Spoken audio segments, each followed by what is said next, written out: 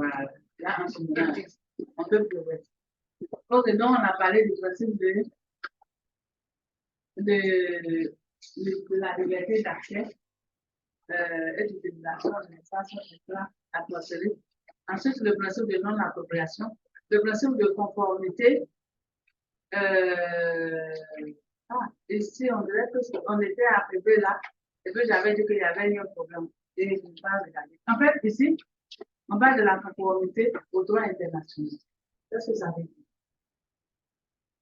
Le droit spatial est un droit qui doit être conforme au principe du droit international. Ça ne peut pas être autre que ça. C'est comme si le droit international est un mot dans lequel le droit spatial doit avoir les mêmes. Par exemple, s'il y a un délit dans l'espace, comment est-ce qu'il faut, ceux qui ont commis le délit dans l'espace, comment est-ce qu'il faut les juger? D'abord, le droit international qui va s'appliquer. Et ensuite, lorsqu'on va ramener ces personnes appliquées, c'est à partir de ce moment-là, les droits nationaux vont commencer à intervenir.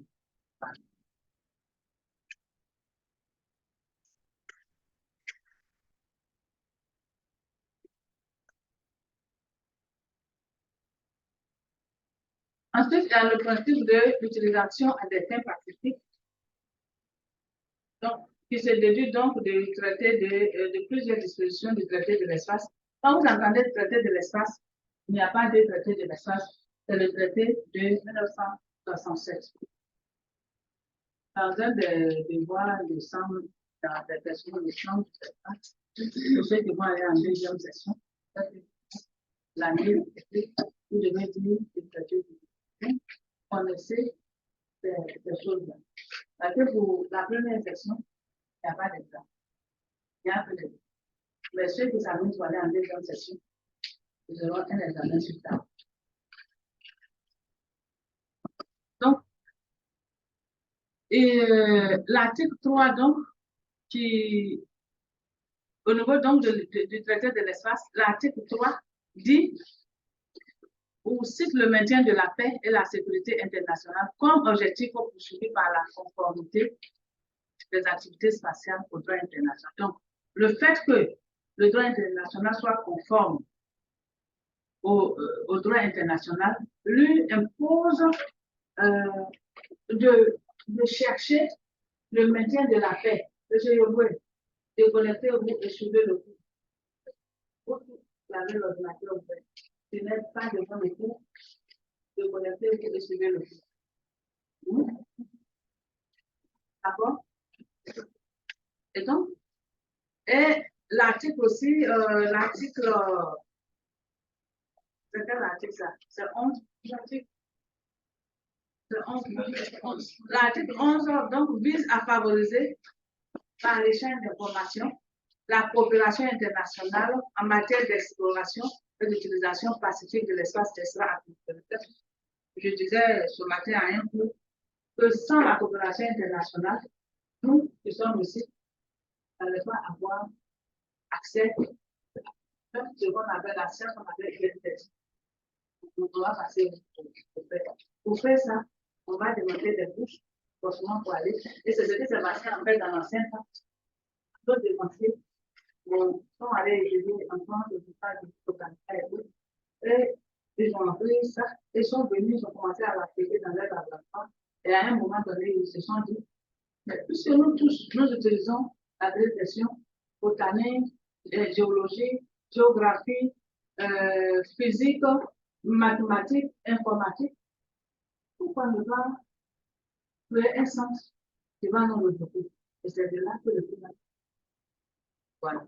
Et donc, c'est important. Et en ce qui concerne donc les forces célestes, il est explicitement disposé que leur utilisation ne peut se faire qu'à titre exclusivement pacifique. Et il est prohibé toute activité militaire sur ces forces célestes et l'implication donc du personnel militaire à des fins scientifiques n'est pas faite. Donc, vous avez parmi les militaires à des scientifiques. même en cours de réflexion, on a des textes très pointus dans les sciences, dans tous les domaines. Et on les forme où? Hein? À l'MPT.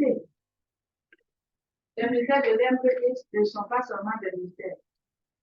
Moi, je connais des gens de l'MPT, médecins, dentistes et autres. Je connais.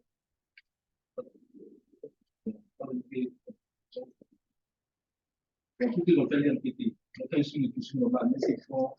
Quand ils finissent une certaine étape là-bas, ils ont le bac là. Ils envoient d'autres. Ceux que j'ai connus dans le cas étaient à mes contours. Après le bac, on les envoie à nos militaires. Mais ce sont des militaires. Ce sont des militaires. Bon, certainement, mais il faut se discuter normal. oui. Parce qu'ils ont fait l'MPT, les services, ils vont intégrer le titre à l'état comme militaire. Ils sont militaires, ils ont signé des papiers. Ils vont sortir de la Côte d'Ivoire comme un étudiant simple, il y a une bouche qui sort de la Côte. Ils doivent sortir à des ambassades. Voilà, c'est comme ça. Donc, ces militaires-là, eux, ils ont le droit de aller sur Mars ou bien sur, s'ils peuvent bien, ils peuvent aller sur la Lune ou bien sur Mars pour faire des expériences scientifiques en tant que militaire. Voilà. Donc, c'est intéressant. Ensuite, il y a le principe d'assistance mutuelle qui commande aux nations actives dans l'espace extra-atmosphérique de porter assistance aux représentants ou aux ressortissants d'autres nations en cas de danger dans l'espace. Vous voyez, ce principe-là, vous faites penser à quoi? À quelle convention? Ou à quel accord?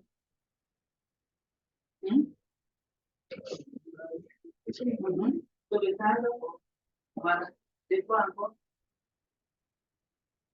Et le rapatriement et les objets dans l'espace. Restitution. Voilà. Et donc, vous voyez que là, tous ceux qui sont donc envoyés dans l'espace, peu importe leur nationalité, sont considérés comme des envoyés de l'humanité. Et donc, ce statut leur octroie une protection quelque peu similaire à celle des diplomates, garantissant leur sauvegarde et leur retour dans leur pays. Et donc, de temps en temps, oui. À part ce principe, il y a une préoccupation. Pourquoi les Américains n'ont jamais accepté la présence des Chinois dans la station internationale? Là, mais moi, j'ai regardé récemment un documentaire avec et même les Russes et Américains ont fait des missions ensemble. Mais pour les Chinois, je ne sais pas. Pourquoi ça a poussé les Chinois par la Non, mais parce que beaucoup de Chinois aussi ont travaillé à la manière. C'est pas que ils ont été peut-être que j'étais ils sont allés, parce que j'ai regardé dans la NASA, la Chine devait lancer tout récemment. Ils ont fait quand même une histoire. Et ils ont envoyé des Chinois là-bas à la NASA d'abord. Ils ont acquis l'expérience. Ils ont su comment les choses se font et puis on les a ramenés. Généralement, c'était certains États que nous avec les terres d'État, on envoie des gens. Il n'y a pas de suivi. Donc, il n'y a pas d'obligation de revenir d'une certaine façon. Mais parce que, bon, quand la Chine fait revenir ces personnes-là, il y a des accompagnements. Non seulement il y a des transferts de compétences, mais il y a des choses qu'on leur promet. L'accompagnement, on leur donne déjà des maisons et puis on leur donne des budgets de recherche. Donc, quand ils viennent, ils ne viennent pas s'asseoir. Au final, où ils n'ont pas de bureau, c'est une façon de parler. On vient dans un laboratoire en physique, quelque part là-bas, ils n'ont même pas de. Ou en chimie, ils n'ont pas de pipette pour mesurer les choses. Bon. Dans ce cas-là, tout ce que tu as appris, Ça devient bizarre. Et c'est généralement ce qui se passe dans ces pays-là. Donc, eux, quand ils vont ramener les gens, ils les ont dotés de budget de recherche. On leur a donné des objectifs bien précis. C'est comme, je ne sais plus si c'est en Chine ou dans quel état, les TP des enfants. Comme vous, comme ça, votre travaux, même pas vous, ceux qui sont plus petits. C'est sur les chantiers que ça se fait. Au Japon, je crois, oui, pour construire les ingénieurs de ponts et chaussées. Ils s'en vont sur le terrain. Chacun a un tronçon. On prend par exemple l'autoroute du Nord. Toi, tu fais d'Abidjan jusqu'à Erevo. Tout ce qui doit se faire, les techniques, tout ce qui. Ensuite, les gens vont venir contrôler. Mais quand tu as fait ça, c'est quoi tu ne peux pas faire encore? Ça finit. C'est parce qu'on met les moyens aussi à leur disposition et ils le font. Mais chez nous ici, ce n'est pas le cas. Et donc, cette affaire de Chine et États-Unis, je ne maîtrise pas bien les contours géopolitiques, mais je sais que la Chine a dû envoyer des ressortissants à la CAPA pour acquérir certains aspects. Puis vous pouvez venir chez eux pour travailler. Voilà. Vous ne voulez pas être envoyé de l'humanité. Bravo. Tu ne veux pas être envoyé de l'humanité. Tu veux, non? La fois passée, j'ai regardé, non? C'est un documentaire où on interviewait plusieurs envoyés de l'humanité, russes, italiens, français, autres. Il n'y avait pas de noirs dedans. Mais je sais qu'il y a beaucoup de noirs qui sont fait ça. Mais je sais que il n'y a pas beaucoup de noirs.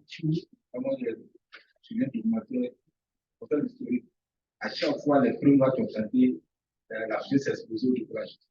On les a même dit que c'est pas un truc. On essaie aux États-Unis. Quand il y avait les noirs dedans. Vu le programme, il y a des noirs dès le début. Il y a toujours l'exclusion du découragement. Les Africains sont allés là-bas. On a demandé, c'est pas mal de décourager.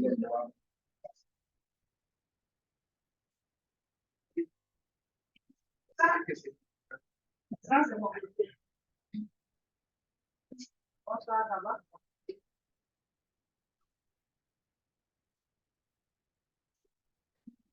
Donc, mais je sais qu'il y a des noirs quand même qui doivent être en rôle dans cette affaire de ça. Il y a des noirs quand même qui sont allés dans l'espace. En tant qu'envoyé de l'humanité, je ne parle pas de ceux qui sont allés dans les missions à cette petit pays. Alors, il y a des gens qui ont contribué par rapport aux études, comme le Mali, la Diara, mais comme ça. Mais le noir, même toi, il est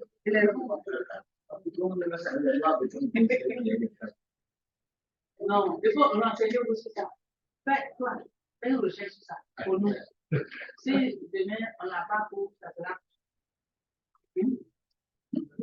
On va comprendre. Chef, c'est la plus belle. Même si c'était pas mal, ça aussi la recherche.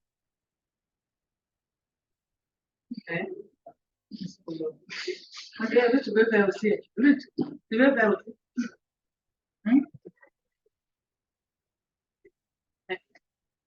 Ok, donc,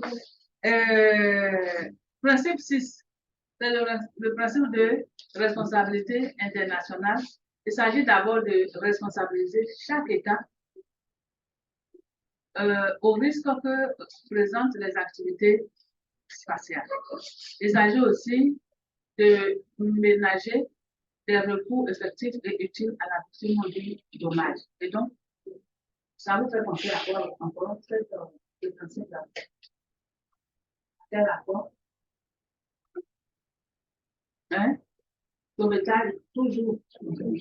On a dit qu'il y a la responsabilité internationale qui doit, voilà, quel que soit les astronautes ou les envoyés de l'humanité qui sont, quel que soit leur pays d'origine, les d'autres peut-être qui sont en détresse, il faut que tous les États considèrent leurs efforts pour aller les secourir. C'est très, très, très, très important. Et aussi, il faut qu'ils pensent aux dommages. Si, par exemple, des épaves sont tombées sur la Côte d'Ivoire, ce qui n'aura jamais lieu au nom de Jésus-Christ. C'est déjà arrivé. En Côte d'Ivoire, L'année passée, on a vu tous les satellites chinois, en tout cas, des composants. Oui, voilà, on a ramassé des trucs. Donc, vous avez demandé à la télé. Ma prière est nulle. Elle est annulée. Ça cache dans la pas des feuilles comme c'est un satellite chinois. Des agrégés de l'espace. Voilà, et donc les gens des tables là. Le deuxième aspect ici de la responsabilité internationale permet donc de. Voilà. Il y avait une mort. Mon portable là,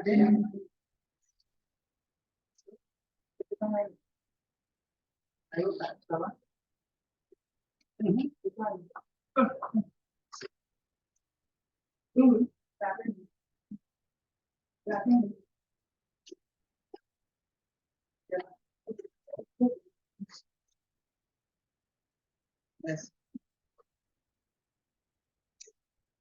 Voilà. Et donc, ensuite, il y a le. OK. Donc, dans ce principe, il y a un système qui repose sur deux mécanismes de responsabilité distincts qui ont été mis sur pied. Et donc, d'abord, il y a l'autorisation et la surveillance continue. Le plus souvent, quand il se passe dans nos détails, c'est prenons par exemple une exploitation minière. On donne le permis d'exploitation à une entreprise. N'est-ce pas? C'est des suivis. C'est pour les